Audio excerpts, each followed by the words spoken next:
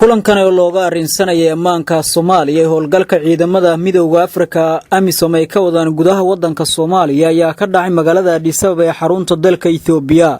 Kulanku ah kulankii 15aad oo looga arinsado howlgalka midowga Afrika ee Soomaaliya ayaa waxa ka qayb galay mas'uuliin ka socota dalalka ciidamadooda ka joogan gudaha wadanka Soomaaliya, saraakiil militari oo ka socota ciidamada midowga Afrika AMISOM iyo mas'uuliin kale.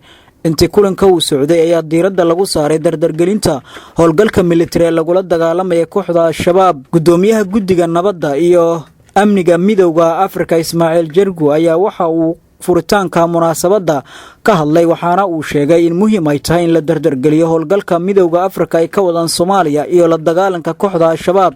Waxa sidoo kale ay sheegeen muhiimadu inay tahay guud ahaan laga saaro dalka Soomaaliya. Mr. Ismaaciil ayaa waxa uu tacsiye u diray ehelada askartii dhawaantan ee lagu dilay degmada deegaanka Leego ee gobolka Shabeellaha Hoose markii kooxda Al-Shabaab halkaasi weerar ay ku qaadeen.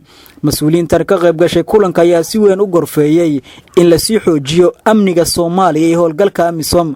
danjiraha midowga Afrika ee Soomaaliya Ambassador Maman Sadiko ayaa isna waxa uu faahfaahiyay mas'uuliyiintan xaaladda dalka Soomaaliya uu marayo dhinacyada ammaanka iyo siyaasadda waxaana uu sheegay in muhiim ay tahay in la dardargeliyo howlgalka AMISOM.